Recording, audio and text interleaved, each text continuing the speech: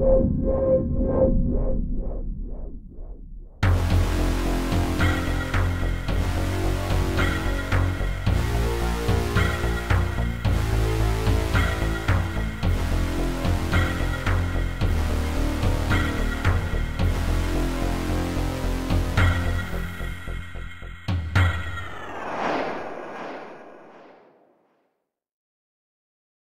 tout le monde, j'espère que vous allez bien. Je vous souhaite la bienvenue dans mes carnets noirs.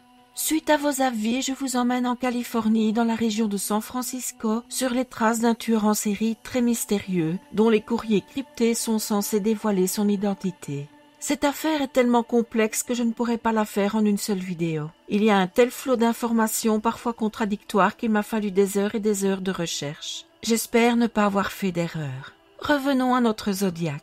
Il revendique beaucoup de victimes, mais les autorités lui en attribuent 5 qui sont décédés et 2 qui ont survécu. Beaucoup de questions se posent encore à son sujet, dont une assez perturbante. Le Zodiac a-t-il réellement existé? Sherry Jo Bates a 18 ans et vit avec son père Joseph en Californie, à Riverside plus précisément. Elle est étudiante au Riverside City College et rêve de devenir hôtesse de l'air. Comme c'est une jeune fille jolie et pétillante, nul doute qu'elle va y arriver. Elle se fait facilement des amis grâce à son humour et sa gentillesse et est une pom-pom girl accomplie. Elle vient tout juste de se fiancer avec son petit ami Denis Highland et travaille à temps partiel à la banque de Riverside. Le 30 octobre 1966, elle quitte la maison dans sa coccinelle vert citron en laissant une note à son papa disant qu'elle va à la bibliothèque du collège où elle arrive entre 18h et 18h30. Elle emprunte 3 livres et retourne à son véhicule qui est garé sur Terracina Drive. À partir de 21h, son père s'inquiète. La bibliothèque ferme à cette heure-là et Sherry Jo ne rentre pas. Il guette son retour toute la nuit et signale sa disparition à 5h30. Ce même matin du 31, à 6h30, un jardinier découvre son corps face contre terre dans une allée en terre battue. Cette allée se trouve entre 2 bâtiments et je me demandais pourquoi la tuer à cet endroit si proche d'habitation. En fait, c'est très simple. Ces bâtiments sont à ce moment-là inoccupés. Ils viennent d'être rachetés par le collège et sont en travaux. Le tueur devait le savoir. Il y a de nombreuses traces sur le sol d'une lutte acharnée. Des cheveux bruns sont retrouvés dans la main de Sherry et il y a de la peau sous ses ongles. Et une montre de marque Timex, dont le bracelet est cassé, est retrouvée près de son corps. Sur le bracelet, on trouve de petites taches de peinture blanche et la taille de ce bracelet montre que le tueur a des fins poignets pour un homme. La montre est arrêtée sur 9h07 ou 21h07. Sous le corps de Sherry se trouve son grand sac en paille qui était, avant d'être imbibé de sang, rouge et beige. Une empreinte de bottes militaires nous apprend que le tueur a de petits pieds mais est costaud au vu de la profondeur de l'empreinte. La voiture de Sherry est inspectée. Les livres qu'elle a empruntés se trouvent sur le siège passager. La porte côté conducteur n'est pas verrouillée. La clé se trouve sur le contact et la vitre est abaissée à moitié. Il y a des empreintes n'appartenant pas à Sherry. Plus étonnant, la voiture a été sabotée. La bobine centrale du distributeur a été retirée. Nous voilà face à une attaque préméditée. L'autopsie montre la brutalité de l'agression. Sherry a reçu de multiples coups de couteau, des coups de pied au niveau de la tête et a eu la gorge tranchée. L'heure du décès est estimée entre 21h et minuit. D'après la peau et les cheveux trouvés sur le corps, le légiste estime que l'agresseur est un homme blanc, brun de cheveux et droitier. Une femme vivant dans les environs du lieu du meurtre dit avoir entendu un cri horrible entre 21h15 et 22h45. Peu après, elle a entendu une voiture qui semblait vieille d'après le bruit du moteur démarrer et faire crisser ses pneus. C'est assez bizarre. En admettant que Sherry ait voulu reprendre sa voiture après avoir quitté la bibliothèque, qu'a-t-elle fait pendant ce temps? La bibliothèque ferme à 21h et d'après les témoignages, elle l'a quittée bien avant. Et le lieu du crime est tout proche. Il ne lui aurait pas fallu autant de temps pour arriver jusque-là. Et si le tueur qui avait saboté sa voiture plus tôt avait, comme on le pense, proposé son aide à Sherry quand elle a constaté que son moteur ne démarrait pas, qu'a-t-il fait d'elle tout ce temps avant de la tuer? 2 témoignages se révèlent très instructifs. Un homme travaillant pour l'Air Force déclare qu'il a été dépassé par la coccinelle vert citron conduite par Sherry près de la bibliothèque à 18h10. Le plus bizarre, c'est qu'une vieille voiture couleur bronze la suivait. Le second témoignage place également une voiture de marque Tucker Torpedo de 1948 de couleur rouille garée devant la voiture de Sherry pendant qu'elle était à la bibliothèque. Ces voitures sont vieilles car leur construction s'est terminée en 1949 et seulement 51 véhicules ont été produits. Ça réduit le panel des suspects. Mais ça ne donne rien et la police se demande s'il ne s'agissait pas plutôt d'un autre modèle qui ressemble à un Tucker Torpedo, un Studebaker champion de 1947. Tout de suite, il y en a beaucoup plus en circulation. Tout ça crédite le témoignage disant qu'une voiture avec un vieux moteur a démarré en trombe après les cris la nuit du meurtre. Sherry Joe est inhumée le 4 novembre au Creslow Memorial Park. Le 29 novembre 1966, 2 lettres dactylographiées pleines de fautes d'orthographe arrivent au Riverside Homicide Department et au Daily Enterprise Riverside. Il y est écrit « Elle était jeune et belle, mais maintenant elle est battue et morte. Elle n'est pas la première et elle ne sera pas la dernière. Je passe des nuits éveillées à penser à ma prochaine victime. Peut-être sera-t-elle la belle blonde qui fait du babysitting près du petit magasin et qui se promène dans la ruelle sombre chaque soir vers 7 heures. Ou peut-être qu'elle sera la jolie brune aux yeux bleus qui a dit non quand je lui ai demandé un rendez-vous au lycée. Mais peut-être que ça ne sera pas le cas non plus. Mais je lui couperai les parties féminines et je les disposerai à la vue de tous dans la ville. Alors ne me rendez pas la tâche trop facile. Gardez vos sœurs, filles et femmes hors des rues et des ruelles. Miss Bates était stupide. Elle est allée à l'abattoir comme un agneau. Elle n'a pas lutté, mais je l'ai fait. C'était un bal.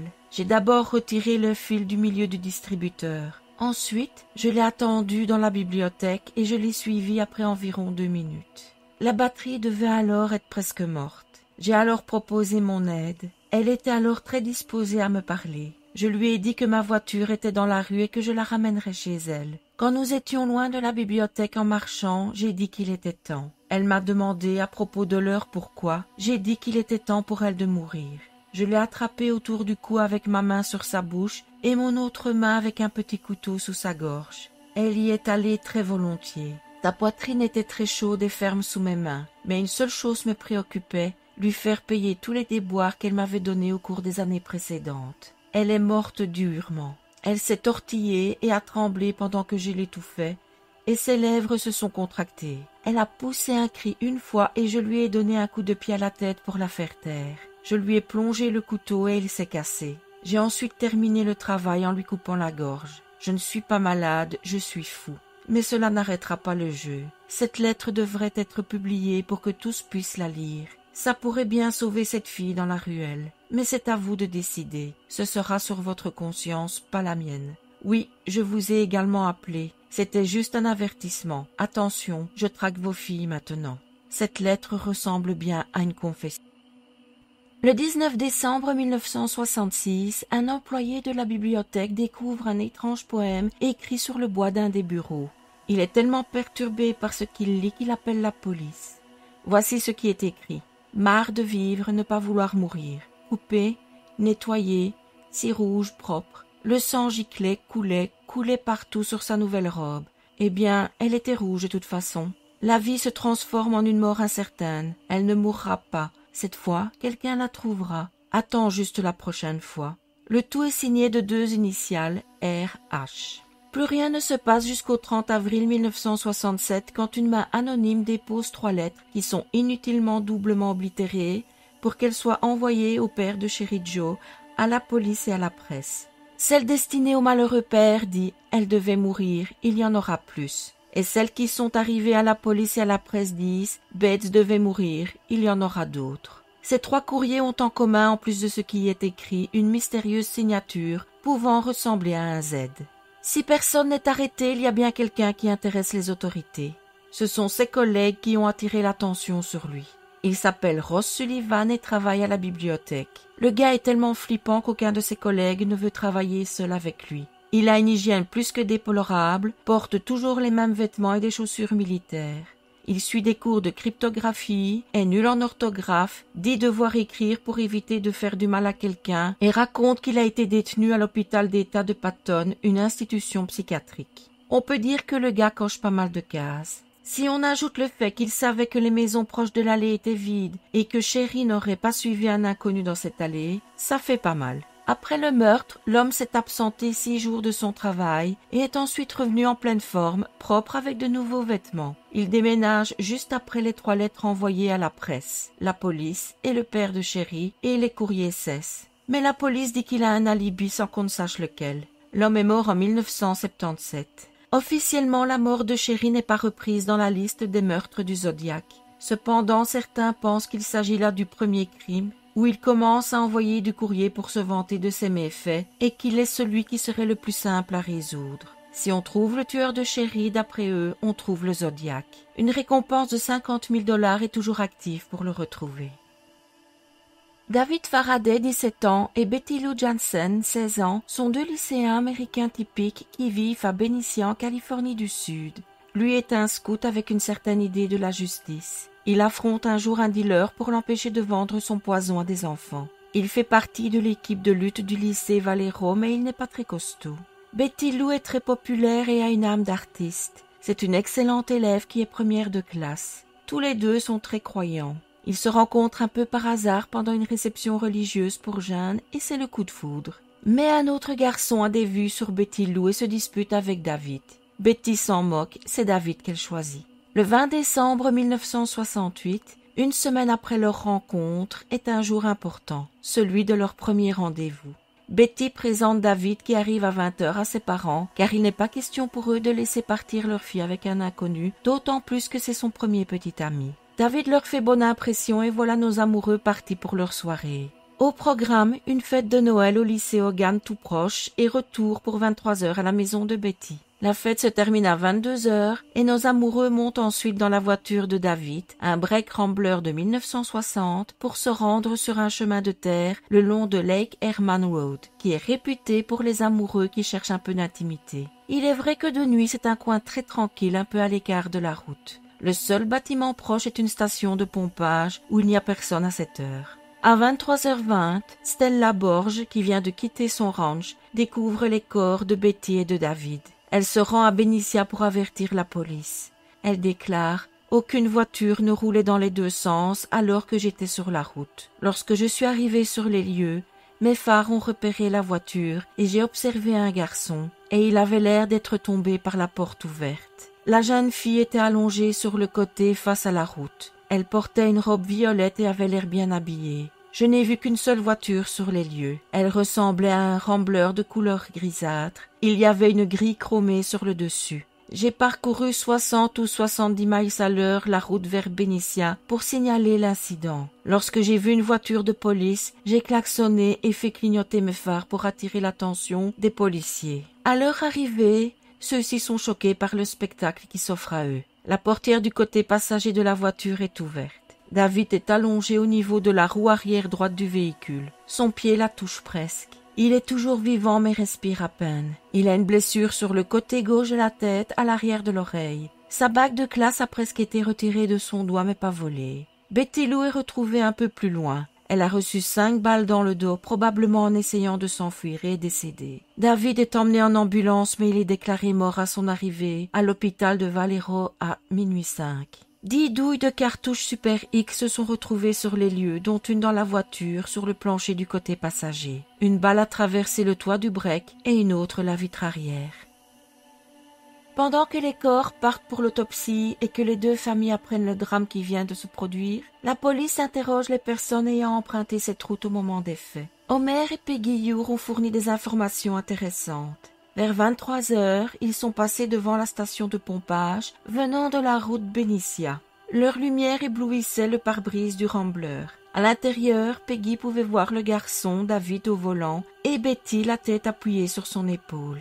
David a mis ses mains sur le volant lorsque les phares des Ure les ont balayés. Le couple Ure n'est pas allé bien loin. Homer travaillait à la pose de canalisation et se contentait de sortir avec sa femme pour s'assurer que tout allait bien. Ils s'arrêtèrent à Marshall Ranch sur la route pour faire demi-tour et retourner à Benicia. Ici, leur lumière balayait une camionnette rouge et blanche garée le long de la clôture sur la route menant au ranch face à Lake Herman Road. 2 hommes se tenaient à côté. L'un d'eux avait entre 25 et 30 ans, portait une casquette en laine, une veste de chasse et une longue lampe de poche. Il était assez curieux pour orienter la lampe de poche vers la voiture des Ure. L'autre homme avait un fusil. Peggy a dit à son mari de foutre le camp de là parce que l'un d'eux avait une arme à feu. Ils retournèrent à Benicia et remarquèrent Laurent Blair dans la même position. Les deux hommes seront plus tard identifiés comme étant Robert Conley et Frank Gasser.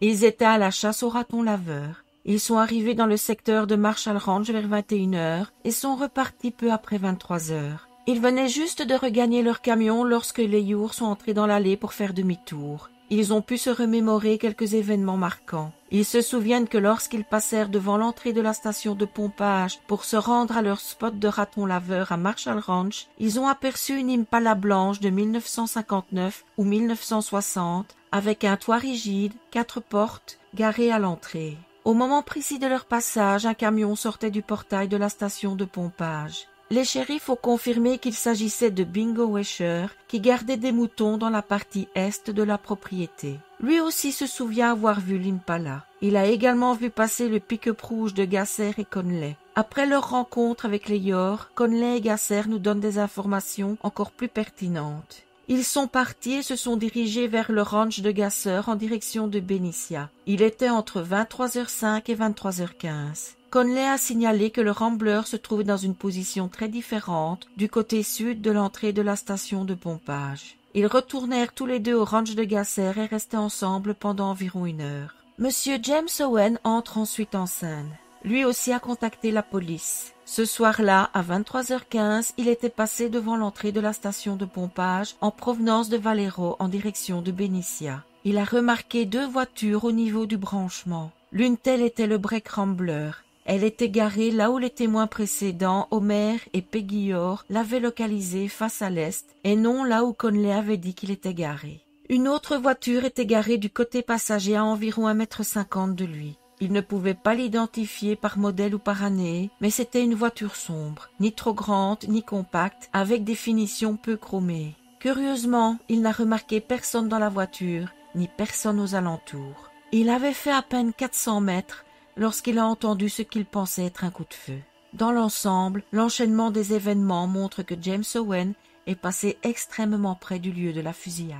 Un autre témoignage venant de William Crowe est considéré comme pertinent. Plus tôt cette fameuse nuit, entre 21h30 et 22h, il conduisait sa petite amie dans sa nouvelle voiture de sport. Il s'était arrêté au point de passage de la station de pompage et était en train de régler le carburateur lorsqu'une voiture bleue, peut-être une Plymouth Valiant, est passée en direction de Valero et s'est arrêtée au milieu de la route. L'attitude du conducteur est devenue étrange. Il a reculé assez lentement pour paraître menaçant. Crowe a sauté dans sa voiture et est parti à toute vitesse. Étonnamment, la Valiant l'a poursuivi, ce qui a obligé le conducteur à faire demi-tour. De plus, il le suivait également à une vitesse très élevée. Il n'a pas tenté de le dépasser, mais est resté à une distance acceptable derrière lui. Crowe a bifurqué sur la route de Benicia. La Valiant a continué. Crowe pensait qu'il y avait 2 hommes blancs dans la voiture. Du moins, c'est ce qui est écrit dans le rapport, car Crowe prétend de ne jamais avoir dit ça. La voiture qui l'a poursuivi cette nuit-là était une Chevrolet 4 portes de couleur claire. Il n'a pas vu si quelqu'un se trouvait sur le siège passager, mais il a vu le chauffeur, un homme blanc, aux cheveux courts, qui portait des lunettes. Voilà qui rejoint les autres témoignages parlant d'une voiture claire. L'autopsie ne montre pas de surprise. David est décédé des suites d'un coup de feu qui a été tiré d'assez près pour laisser des traces de poudre à l'arrière de l'oreille gauche. La balle est entrée dans le crâne et a provoqué de gros dégâts au niveau du cerveau. Betty est décédée suite aux 5 blessures par balle qu'elle a reçues dans le dos. Il n'y a pas eu d'agression sexuelle. L'arme utilisée pourrait être un J.C. Higgins modèle 80, un pistolet semi-automatique de calibre 22. Quel est le motif de ce carnage? Personne n'en voulait aux 2 jeunes, si ce n'est le garçon qui est amoureux de Betty. Mais de là à commettre un double meurtre? La police se tourne vers des dealers. David avait déjà eu des ennuis avec certains d'entre eux, et peut-être qu'il s'agit d'une vengeance. Rien n'est trouvé de ce côté-là. Un peu plus de 6 mois plus tard, le tueur frappe à nouveau. Darlene Ferrin a 22 ans et vit à Valero, au 1300 Virginia Street, avec son 2e mari, Dean. Darlene a été mariée une première fois à Jim Phillips et elle a demandé le divorce en 1967.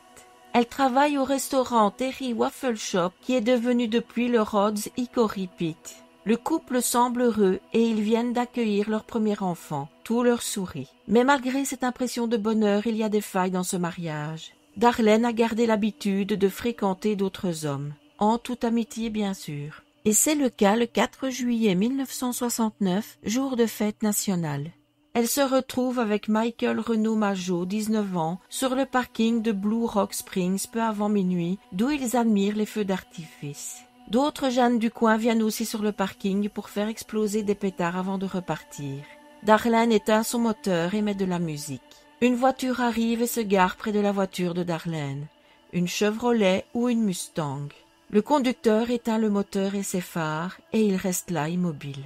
Michael demande à Darlene si elle sait de qui il s'agit et elle lui répond « Tant pis ». La voiture inconnue redémarre et s'en va laissant les deux jeunes seuls sur le parking. Mais le calme n'est que de courte durée. La même voiture revient 5 minutes plus tard et se gare tout près de celle de Darlene. Et cette fois, le conducteur en sort. Il a une lampe torche qu'il braque sur Michael et Darlene. Michael, pensant qu'il s'agit d'un contrôle de police, se prépare à sortir son portefeuille pour donner ses papiers à l'homme qu'il prend pour un policier. Mais avant qu'il ait eu le temps de se rendre compte de son erreur, l'homme pointe son arme et, sans dire un mot, commence à leur tirer dessus à travers la vitre passager. Il tire 5 fois avant de s'éloigner, mais il revient ensuite sur ses pas en entendant Michael crier de douleur et il tire 2 fois de plus sur chacune de ses victimes. Michael finit par ouvrir la portière et il s'écroule sur le parking alors que le tueur s'enfuit en trombe en direction de Valero et Spring Road en faisant crisser ses pneus. Malgré le bruit des pétards et autres feux d'artifice, des voisins du parc entendent des coups de feu et la voiture qui s'enfuit. Il est cependant difficile de déterminer d'où viennent les tirs. 3 jeunes passant par le parking voient Michael par terre et demandent de l'aide. Ils se précipitent vers la maison la plus proche pour appeler la police. Michael et Darlene sont tous deux vivants et sont emmenés à l'hôpital Kaiser. Michael a reçu entre autres une balle dans la gorge qui l'empêche de parler. La police demande alors à Darlene ce qui s'est passé mais elle n'est pas en état de répondre. Son état s'aggrave sur le chemin de l'hôpital et l'ambulancier pratique sur elle une réanimation cardio-pulmonaire. Malheureusement, elle est déclarée morte à son arrivée à l'hôpital à minuit 38. Ironiquement, presque au même moment, un coup de téléphone parvient à l'opératrice de police Nancy Slover à minuit 40. L'homme au bout du fil lui dit sur un ton monotone « Je veux signaler un double meurtre. Si vous parcourez 1 mile à l'est sur Columbus Parkway jusqu'au parc public, vous trouverez les enfants dans une voiture marron. Ils ont été abattus avec un Luger de 9 mm. J'ai aussi tué ces enfants l'année dernière. Au revoir. » L'appel est passé depuis une cabine publique se trouvant à peine 730 mètres du domicile de Darlene. Est-ce un hasard ou était-elle la victime visée depuis le début? Le tueur ne se doute pas qu'une de ses victimes est toujours en vie. Michael est interrogé et il reconnaît être le petit ami de Darlene. La police lui demande pourquoi il portait plusieurs couches de vêtements ce soir-là alors qu'il faisait bon. Sa réponse est assez étonnante. Comme il est très maigre, il a pour habitude de mettre plusieurs couches de vêtements pour paraître plus baraqué. Il décrit le tueur comme étant un homme blanc, assez costaud, cheveux courts et bouclés, brun clair, presque blond. Il ne portait pas de lunettes et avait un visage large. Il serait âgé d'une 20aine d'années. Il pense que le tireur a utilisé un silencieux car les bruits des tirs lui ont semblé peu bruyants. Cette hypothèse est écartée car d'autres personnes ont entendu les tirs de loin. Michael a certainement été assourdi par le premier tir. Concernant l'arme, malgré le fait que l'homme au téléphone a parlé d'un Luger, la police a plutôt l'impression qu'il a utilisé un Browning automatique de 9 mm qui contient plus de cartouches que le Luger. L'enquête montre que Darlene se sentait menacée. D'après sa sœur Pamela Huckabee, l'homme qui a tué Darlene avait également tué Sherry Jo Bates en 1966. Darlene a été assassinée parce qu'elle était témoin oculaire du crime antérieur à Riverside. Elle était censée avoir connu Sherry Jo Bates et Pam a également affirmé que Darlene connaissait la deuxième victime du Zodiac, ou du moins la première officielle, Betty Lou Jansen.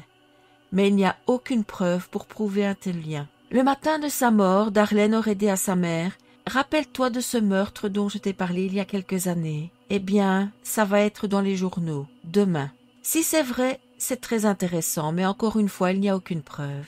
La piste du drame passionnel est suivie. Au vu du mode de vie de Darlene, il se peut qu'un homme jaloux soit coupable. Son mari Dean est bien entendu interrogé, mais il a un alibi en béton. Il est serveur au restaurant César Palace et était de service le soir de l'attaque. Le deuxième à être entendu est Jim Phillips, l'ex-mari de Darlene. Elle l'avait quitté car il se montrait violent envers elle. Lui non plus n'est pas retenu comme suspect sans qu'on ne sache pourquoi. Une photo de Darlene avec un homme est retrouvée. Et même si la ressemblance avec lui est flagrante, Jim Phillips nie qu'il s'agit de lui. Tout ça est bizarre. Si c'est lui, pourquoi mentir? Ils étaient mariés à une époque et il est normal de trouver une photo d'eux ensemble. Et si ce n'est pas lui, qui est-ce? De nos jours, cette question fait toujours débat. Le 31 juillet 1969, un inconnu envoie 3 segments codés accompagnés de lettres au San Francisco Examiner, au San Francisco Chronicle et au Valero Times Herald, donnant à la police des détails des 2 premiers crimes. La lettre accompagnant chaque code dit « Cher rédacteur, je suis le tueur des 2 adolescents à Noël dernier au lac Herman et de la fille le 4 juillet dernier. Pour le prouver, je vais énoncer quelques faits que seul moi plus la police connaissent. Noël, 1. Nom de marque des munitions, Super X. 2. 10 coups de feu tirés. 3. Le garçon était sur les roues arrière de la voiture. 4. La fille était allongée les pieds du côté droit vers l'ouest. Le 4 juillet, 1. La fille portait un pantalon à motif. 2. Le garçon a également reçu une balle dans le genou. 3. Nom de marque des munitions occidentales. Voici une partie de cryptogramme. Les 2 autres parties ont été envoyées par courrier au SF Examiner plus au SF Chronicle. Je veux que vous imprimiez ce cryptogramme sur votre première page de l'après-midi du 1er août 69. Si vous ne le faites pas, je me lancerai dans une nuit de massacre et ça va durer tout le week-end. Je vais parcourir les lieux et sélectionner toutes les personnes ou couples errants qui sont seuls. Puis je vais en tuer d'autres jusqu'à ce que j'ai tué plus d'une douzaine de personnes. Le tueur apparemment a encore beaucoup à prouver au chef de la police de Valero, Jack Stills, qui est loin d'être convaincu que l'auteur de la lettre et le tueur sont une seule et même personne.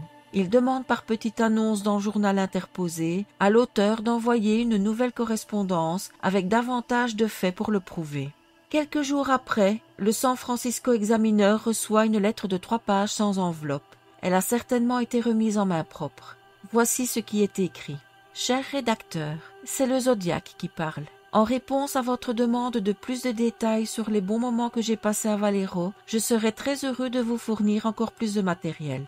Au fait, la police s'amuse-t-elle avec le code? Sinon, dites-leur de se remonter le moral. Quand ils le casseront, ils mourront. Le 4 juillet, je n'ai pas ouvert la portière de la voiture. La fenêtre était déjà baissée. Le garçon était initialement assis sur le siège avant lorsque j'ai commencé à tirer. Lorsque je lui ai tiré le premier coup de feu dans la tête, il a fait un bond en arrière en même temps, gâchant ainsi mon tir. Il s'est retrouvé sur la banquette arrière, puis sur le plancher à l'arrière en se cognant très violemment avec ses jambes. C'est comme ça que je lui ai tiré une balle dans le genou. Je n'ai pas quitté la scène de la tuerie avec des pneus qui crissent plus un moteur qui s'emballe comme décrit dans le journal de Valero. Je suis parti assez lentement pour ne pas attirer l'attention sur ma voiture. L'homme qui a dit à la police que ma voiture était marron était un noir d'environ 40-45 ans, plutôt mal habillé. J'étais dans cette cabine téléphonique et je m'amusais avec le flic de Valero quand il passait. Quand j'ai raccroché, le foutu X s'est mis à sonner et cela a attiré son attention sur moi plus ma voiture. En ce qui concerne Noël dernier, la police se demandait comment je pouvais tirer et frapper mes victimes dans le noir. Ils ne l'ont pas déclaré ouvertement, mais ils ont laissé entendre que c'était une nuit bien éclairée, que je pouvais voir des silhouettes à l'horizon. Connerie. Cette zone est entourée de hautes collines et d'arbres. Ce que j'ai fait, c'est de coller une petite lampe torche-crayon sur le canon de mon arme. Si vous remarquez au centre du faisceau de lumière, si vous le dirigez vers un mur ou un plafond, vous verrez une tache noire ou sombre au centre du cercle de lumière d'environ 3 à 6 pouces de diamètre. Lorsqu'elle est collée sur le canon d'une arme à feu, la balle frappera au centre du point noir de la lumière. Tout ce que j'avais à faire, c'était de les vaporiser comme s'il s'agissait d'un tuyau d'arrosage. Il n'était pas nécessaire d'utiliser les viseurs des armes à feu. Je n'étais pas content de constater que je n'avais pas fait la une des journaux. Et là apparaît le symbole du zodiaque, suivi de pas d'adresse. Dans ce courrier, le zodiaque vient au monde. Il se donne lui-même un nom, ainsi qu'un symbole. Le 8 août 1969, un couple, Donald et Betty Arden, arrive à craquer le code appelé 408 car il contient 408 caractères qui a été publié. Voici ce que ça donne une fois décrypté. J'aime tuer des gens parce que c'est tellement amusant. C'est plus amusant que de tuer du gibier sauvage dans la forêt, parce que l'homme est l'animal le plus dangereux de tous. Tuer quelque chose me donne l'expérience la plus excitante. C'est encore mieux que de se défouler avec une fille. Le meilleur, c'est que quand je mourrai, je renaîtrai au paradis et toutes les personnes que j'ai tuées deviendront mes esclaves. Je ne vous donnerai pas mon nom parce que vous essayeriez de ralentir ou d'arrêter ma collecte d'esclaves pour mon au-delà. Nous voilà officiellement avec un tueur en série sur les bras et un autre couple va en faire les frais.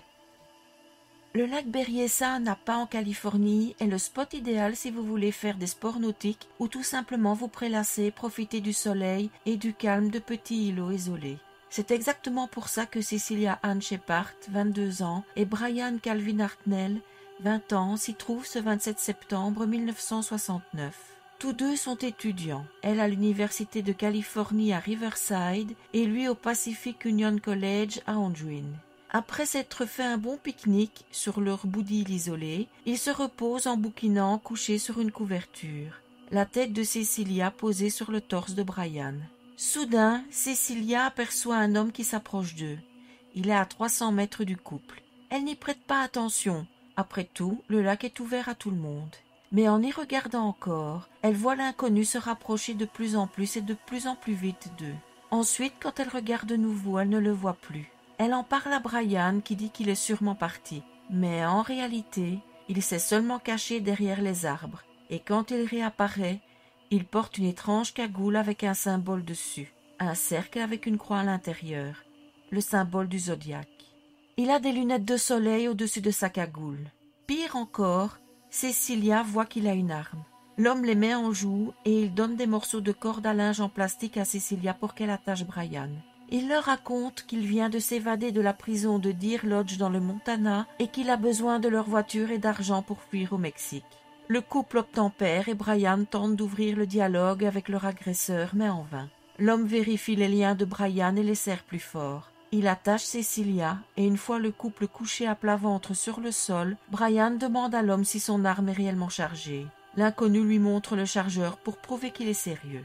Il se met ensuite à poignarder le couple à de multiples reprises. Cecilia se tord de douleur sous les coups répétés. Brian fait semblant d'être mort pour que le tueur ne vienne pas l'achever, et ça marche. Il s'en vont, les croyant morts tous les deux.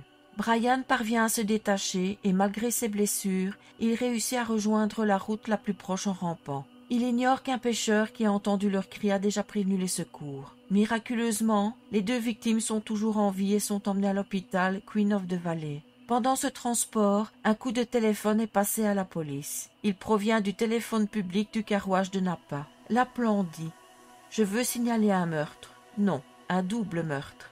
Il se trouve à 3 kilomètres au nord du quartier général du parc. Ils étaient dans une Volkswagen Karmann Ghia blanche. C'est moi qui l'ai fait. L'homme interrompt la conversation. Lorsque les policiers arrivent, ils trouvent le combiné posé de cette façon. Une empreinte palmaire est relevée. Pour être sûr qu'on sache qui il est, le Zodiac a même laissé un message sur la portière de la voiture de Brian. Valero, 20 du 12 en 68, 7 du 4 en 69, 27 septembre 69, 18h30 au couteau. Le tout surmonté du fameux symbole. Malgré les soins qui lui sont prodigués, Cecilia meurt 2 jours après l'attaque d'une anoxie cérébrale suite à une hémorragie interne. C'est elle qui a été le plus violemment touchée par les coups de son bourreau. La police recueille des témoignages intéressants. Ce jour-là, 3 jeunes étudiantes d'Anguin sont allées profiter du soleil sur la plage. Elles se sont rendues à un endroit à environ quelques kilomètres au nord de l'aire de repos routière Sugarloaf. En sortant de leur voiture, elles ont remarqué une Chevrolet claire de modèle récent se garer dans l'aire de stationnement, puis reculer jusqu'à ce que ses pare-chocs touchent presque le leur. C'était une berline 2 portes, plaque californienne, lunettes arrière teintées très foncées. Le conducteur était un homme d'une vingtaine d'années. Elles ont eu l'occasion de l'observer car il s'est retrouvé tout près d'elles sur la plage et il les regardait et détournait le regard quand elles le regardaient. Elles le décrivent comme costaud avec des cheveux noirs et raides et une coiffure démodée. Il avait des lèvres fines, des sourcils droits, un nez moyen, des yeux arrondis et de petites oreilles. Il portait un pullover noir, un pantalon bleu et un t-shirt qui pendait à l'arrière. Au bout d'un moment, il s'est éloigné des 3 filles qui l'ont perdu de vue. Le problème avec ce suspect, c'est que les marques de pneus trouvées derrière la voiture de Brian ne correspondent pas avec une Chevrolet Impala. Alors, soit le gars vu par les filles n'est pas le Zodiac et était juste là pour mater des filles en bikini, soit c'était bien lui et il n'a pas pris sa voiture pour rejoindre ses victimes. Les traces derrière la voiture de Brian sont peut-être celles d'un véhicule qui n'a rien à voir dans l'attaque. Des empreintes de pas ont été laissées près du Karmanjia de Brian à intervalles réguliers le long du chemin menant à la péninsule. Il s'avère que la personne portant les bottes qui ont réalisé ces empreintes pesait environ 95 kilos. Elles ont été retrouvées près de la porte du côté passager où il devait se tenir debout pour écrire sur la portière de la voiture. Les empreintes montrent qu'elles provenaient d'une botte militaire appelée Wing Walker. Le tueur de Cecilia court toujours, l'empêchant de reposer en paix. Brian, quant à lui, s'est rétabli et a repris ses études qu'il a réussies et il est devenu avocat. Après avoir donné une interview, il n'a plus jamais souhaité s'exprimer sur ce qui s'est passé ce jour fatidique. La dernière victime du Zodiac reconnue officiellement est étonnamment un homme seul, un chauffeur de taxi du nom de Paul Lee Stein. Paul a 29 ans et est marié. Il est très courageux car il suit des cours à l'université qu'il paye en travaillant principalement de nuit pour la société de taxi Yellow Cab Company. Le 11 octobre 1969, il arrive au travail à 20h45. Il monte dans son taxi, un Ford Galaxy 500 de 1968 qui porte le numéro 912 et a la couleur jaune typique de la compagnie. Il prend son premier client au niveau du parc Agua Vista et l'emmène au San Francisco Air Terminal. Il revient ensuite par la US Route 101. Le répartiteur de Yellow Cab contacte Paul pour qu'il aille prendre son deuxième client à l'ouest de San Francisco. Il ignore qu'il l'envoie dans les griffes du Zodiac. À 21h58, 3 adolescents appellent la police. Ils viennent d'assister à une scène terrible en regardant par la fenêtre. Juste en face de chez eux, à l'intersection de Washington et de Cherry Street, dans le quartier huppé de Presidio Heights, un homme a tué un chauffeur de taxi. L'assassin a ensuite retiré une partie de la chemise de la victime et s'est ensuite appliqué à essuyer l'intérieur du taxi ainsi que l'extérieur de la porte passager et les poignées de la porte du conducteur. Ils décrivent le tueur comme étant un homme blanc de corpulence forte avec des cheveux blonds roux coupés courts et des lunettes. Il porte un pantalon marron foncé et une veste parka foncée, noire ou bleu marine. Les policiers Donald Foote et Eric Zelm, qui patrouillent dans le district d'Eastern Richmond, accourent vers les lieux du meurtre. Ils croisent un homme à l'intersection de Jackson Street et de Maple Street, qui correspond à la description du tueur à un détail près. Suite à une erreur tragique, le répartiteur de la police a parlé d'un homme afro-américain au lieu de parler d'un homme blanc. Les 2 policiers laissent donc filer sous leur nez le tueur le plus recherché du pays. C'est en arrivant sur les lieux du crime qu'ils se rendent compte de leur méprise. Ils retrouvent les autres policiers près du taxi et l'un d'eux leur dit qu'il cherchait un homme blanc qui vient de descendre la rue. Le Zodiac a bien profité de cette erreur pour se glisser entre les mailles du filet. Il s'est probablement caché dans une zone boisée proche, le terrain de jeu Julius Kahn. Paul Stein est déclaré mort à 22h10. Son corps est affalé sur le siège passager, la tête tournée vers le plafond, le bras pendant vers la porte ouverte.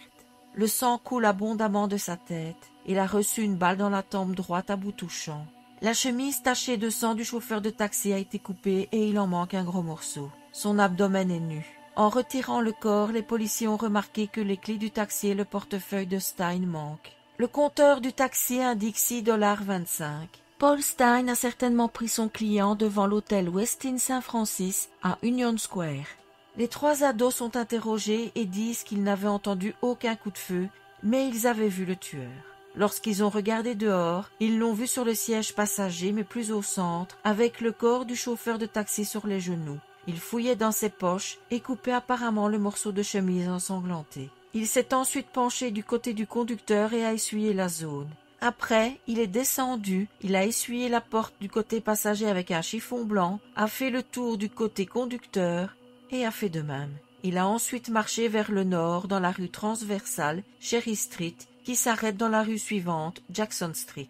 Un portrait robot est fait avec l'aide des ados mais aussi avec le policier Foote qui avait croisé le suspect. Ce meurtre est tout d'abord considéré comme un vol, même si le fait de couper la chemise et de prendre les clés n'a pas vraiment de sens. Des empreintes sont trouvées sur le taxi malgré le nettoyage effectué par le tueur. Le fait qu'il ait tenté d'essuyer les empreintes du côté conducteur, que les témoins n'aient pas entendu de coup de feu, et la façon dont le sang a coulé aussi sur le côté gauche de la chemise de Paul alors que son corps était sur le côté droit est intéressant. La théorie est que l'assassinat ne s'est pas produit là où le corps a été trouvé. Paul a peut-être été tué ailleurs. Son assassin a ensuite conduit la voiture jusqu'au lieu où les témoins l'ont vu manipuler le corps. Mais pourquoi s'il s'agit d'un simple vol? Ce n'est pas logique. Le parc où se serait réfugié le tueur est fouillé par des unités canines, mais rien n'a été trouvé.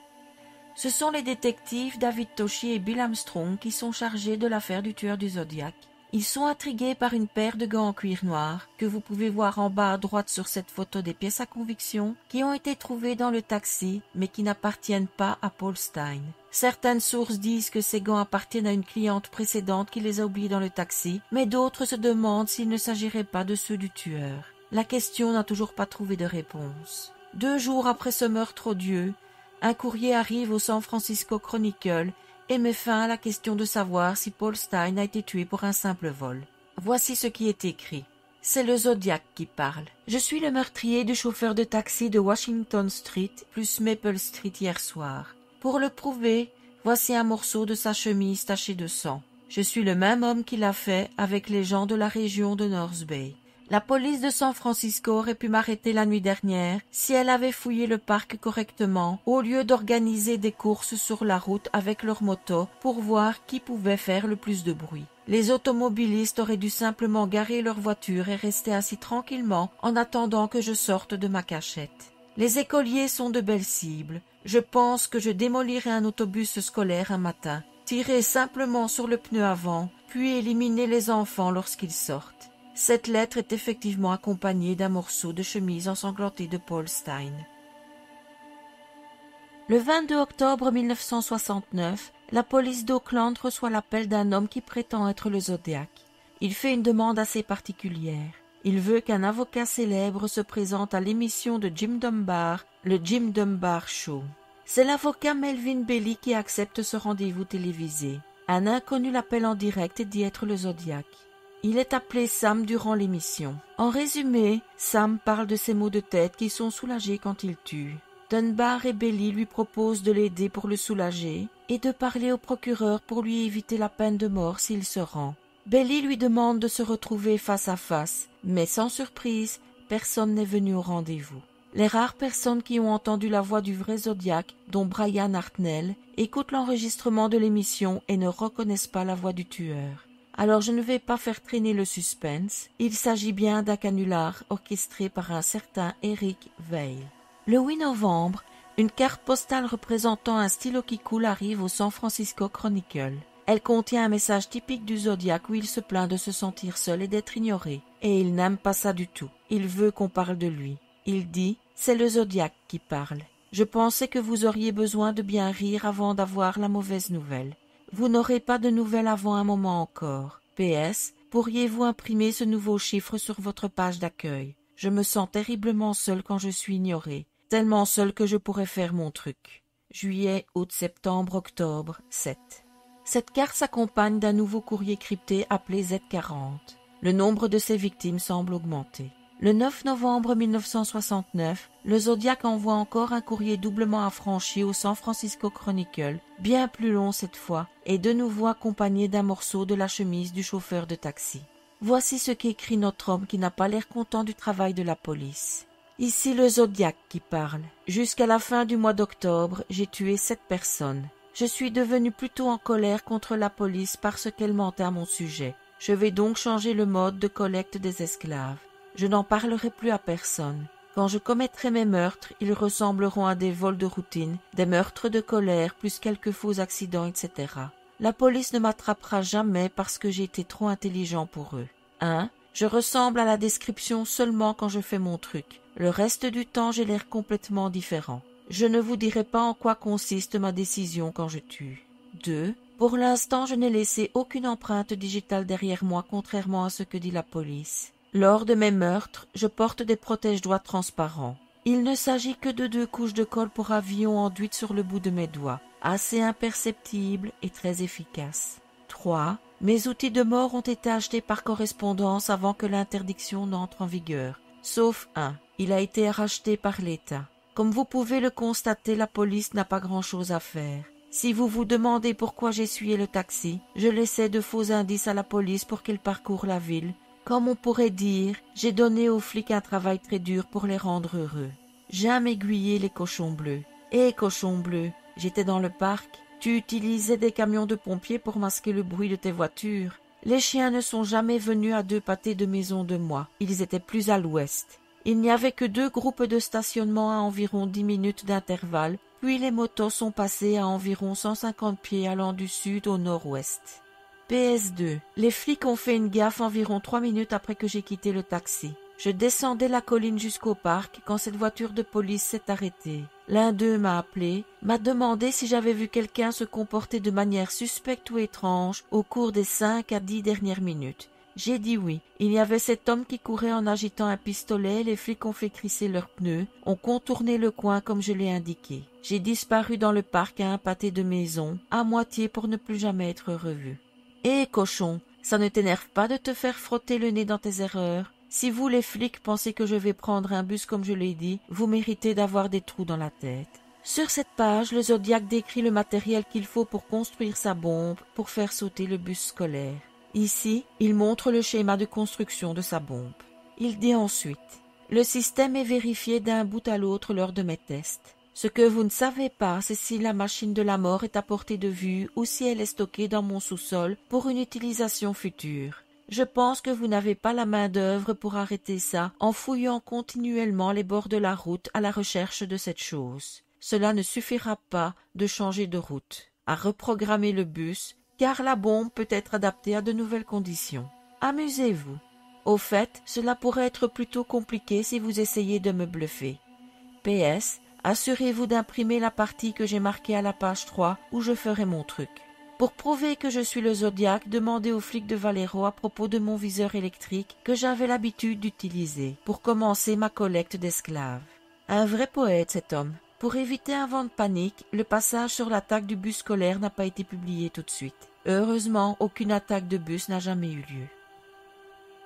Quand il insiste sur la page 3 du courrier, on voit qu'il a mis certaines phrases en évidence, et ces phrases montrent pour lui l'inefficacité des autorités qu'il nargue ouvertement. Quant à sa phrase demandée aux flics de Valero, il est supposé qu'il parle du chef de police de Valero qui lui avait demandé, par le biais d'un article de presse, des précisions pour prouver qu'il était bien le tueur. Notre homme est un peu rancunier, on dirait. Le Zodiac envoie une lettre à Bailey le 20 décembre 1969, accompagnée d'un morceau de la chemise de Paul Stein, pour prouver l'authenticité du courrier. Il y est écrit « Cher Melvin, c'est le Zodiac qui parle. Je vous souhaite un joyeux Noël.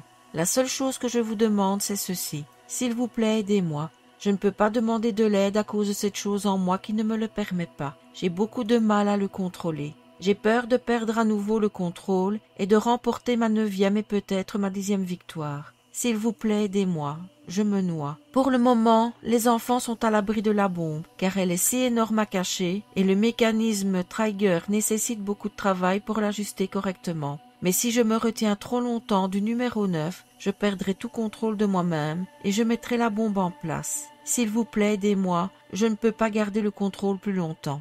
Plus de nouvelles ensuite du Zodiac jusqu'au 22 mars 1970. Et encore, il n'est pas certain que ce soit lui l'auteur d'une tentative de meurtre sur une femme et son bébé.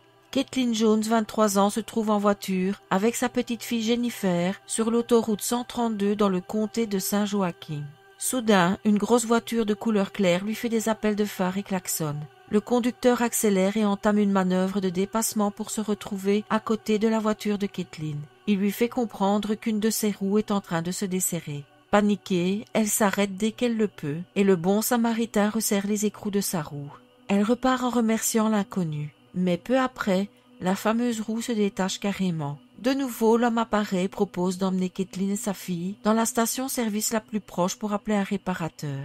Les voilà repartis vers l'ouest sur la route 132. Le problème, c'est que l'homme ne s'arrête à aucune des stations qu'il croise. Quand Kathleen lui demande pourquoi, il répond que ce ne sont pas les bonnes. Ça commence quand même un peu à la stresser. Elle essaye d'engager la conversation avec lui, mais ses réponses sont glaçantes. Elle lui demande s'il vient souvent en aide aux gens. Il lui répond « Le temps que j'en ai fini avec eux, ils n'auront plus besoin de mon aide. » Voilà de quoi flipper encore plus. Il lui dit aussi qu'il va la tuer, mais qu'avant il va jeter son bébé par la fenêtre. Là, elle se dit qu'elle est tombée sur un malade et qu'elle doit fuir pour sauver sa vie et celle de sa fille. L'occasion se présente quand l'homme s'arrête à un panneau stop.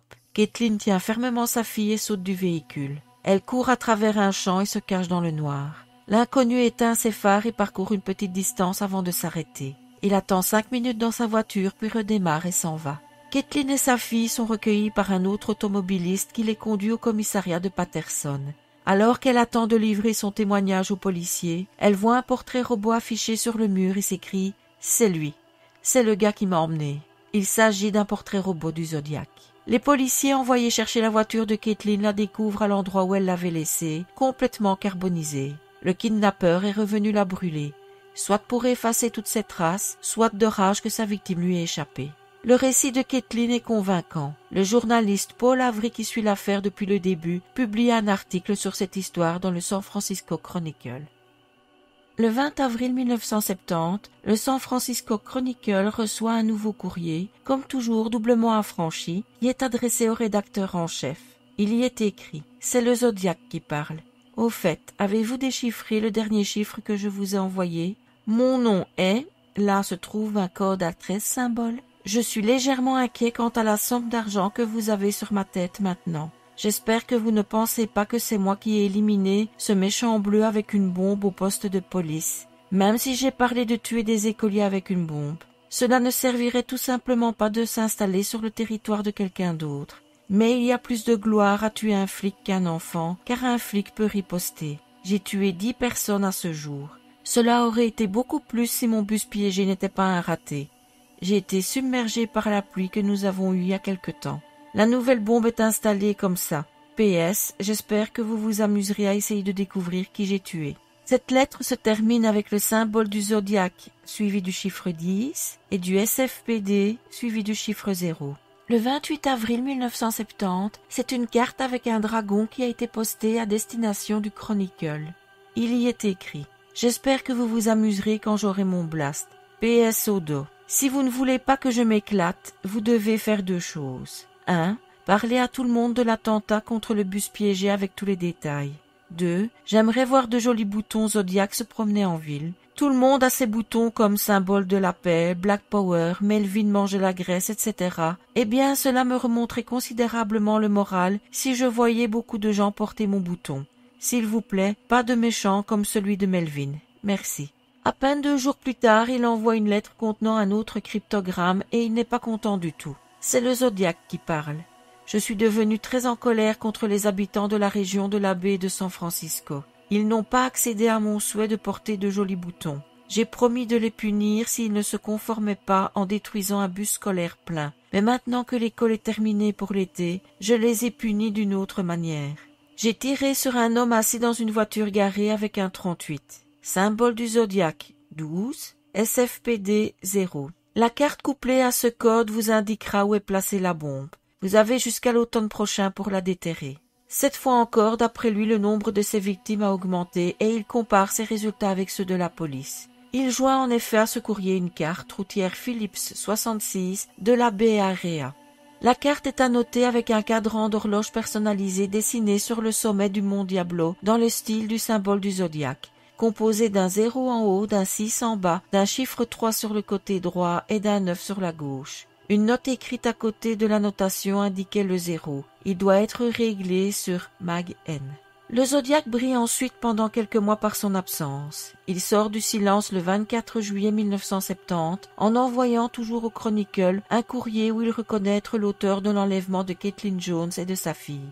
Il donne des détails qui n'ont pas été publiés dans la presse. Et au passage, il se plaint que les gens ne portent toujours pas ces fameux boutons avec son symbole. C'est le Zodiac qui parle. Je suis plutôt mécontent parce que vous ne portez pas de jolis boutons. J'ai donc maintenant une petite liste, en commençant par cette femme plus son bébé, à qui j'ai fait faire un tour plutôt intéressant pendant quelques heures, il y a quelques mois, et qui s'est terminé par l'incendie de sa voiture là où je les ai trouvés. Le 27 juillet, il remet ça avec ses boutons.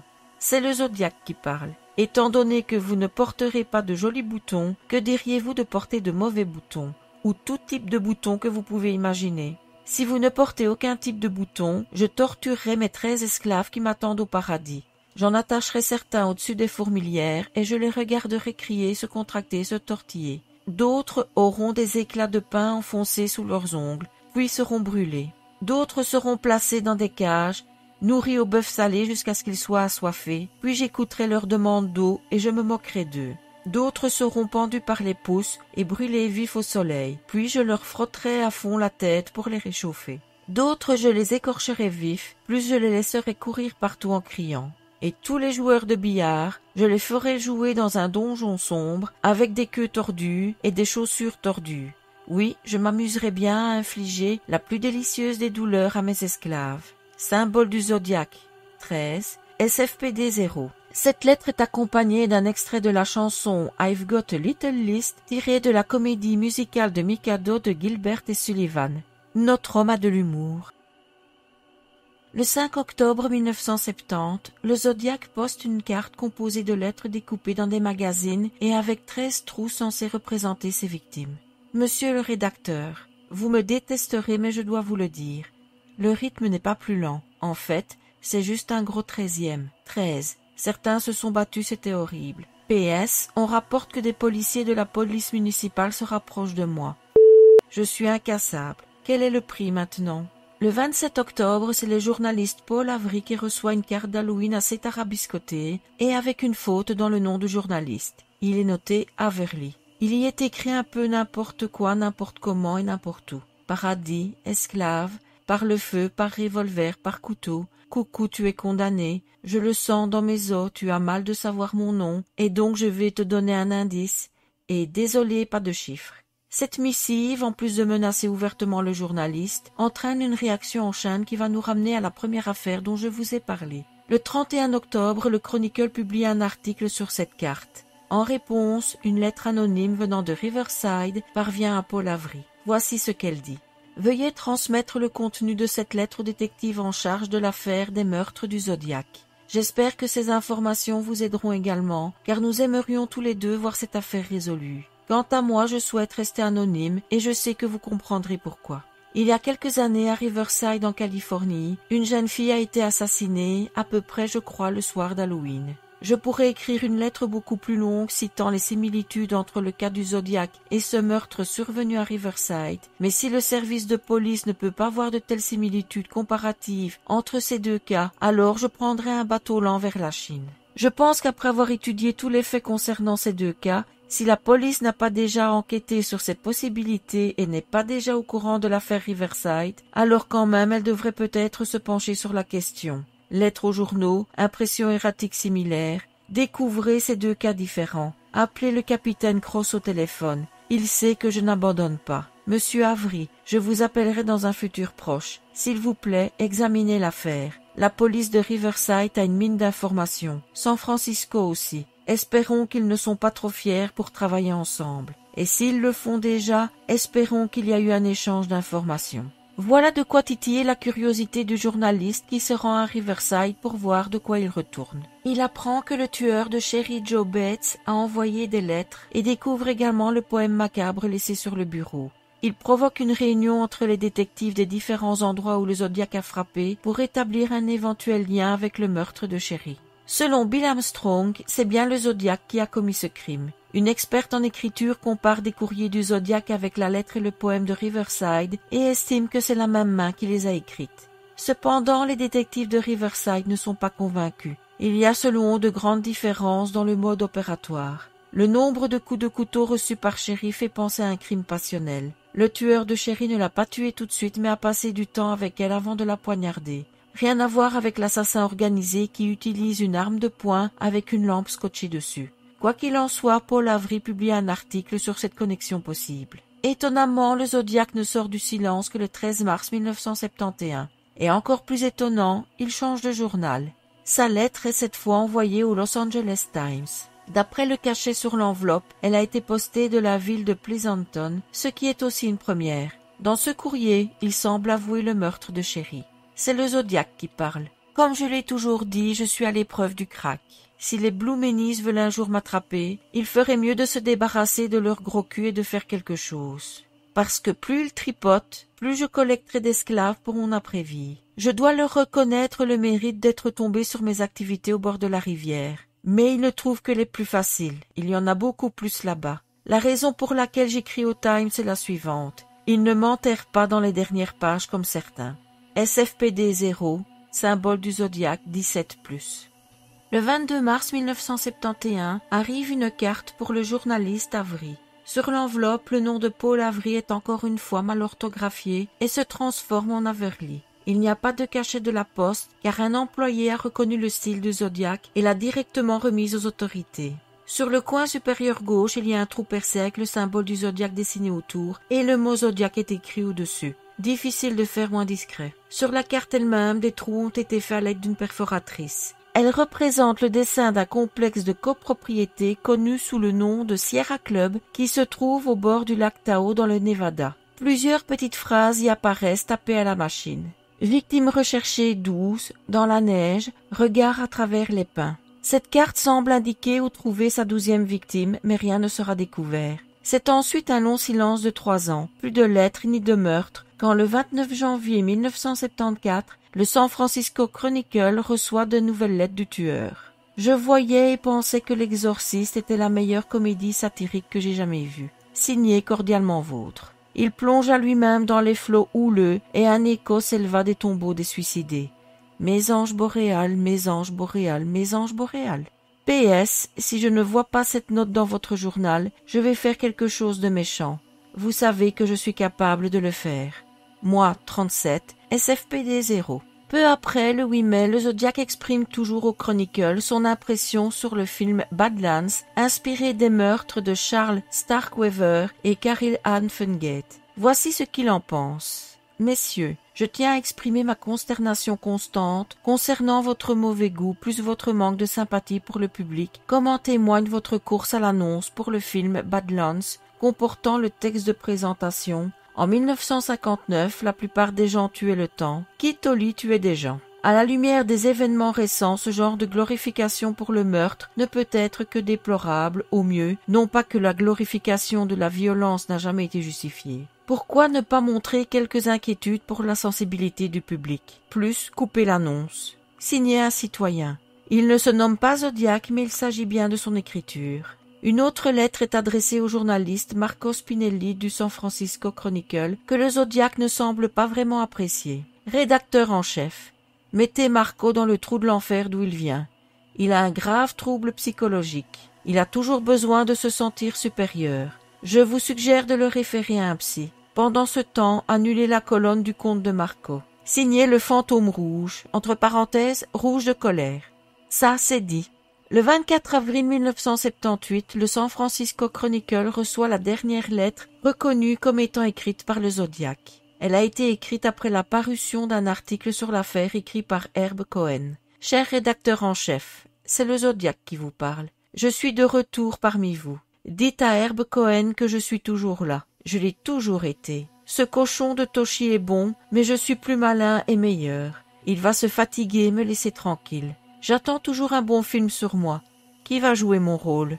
Je suis maintenant en contrôle de toute chose. Votre dévoué, symbole du Zodiac, devinez, SFPD 0. D'autres courriers vont arriver après, mais aucun reconnu officiellement comme authentique. Pire encore, David Toshi est soupçonné d'en avoir lui-même écrit quelques-uns pour relancer l'affaire qui s'essouffle au bout de quelques années. Il finit même par se retrouver seul sur cette enquête. Un autre imitateur qui est soupçonné n'est autre que l'auteur de livres sur l'affaire, Robert Graysmith, qui aurait fait ça pour booster les ventes de son bouquin. Les soupçons qui pèsent sur ces deux hommes n'ont jamais été confirmés. Voilà pour la première partie sur les faits. J'espère qu'elle n'était pas trop indigeste. J'ai essayé de résumer le plus possible, mais il y a tellement d'informations intéressantes que c'est difficile. À bientôt pour la deuxième partie, qui sera consacrée aux très nombreux suspects.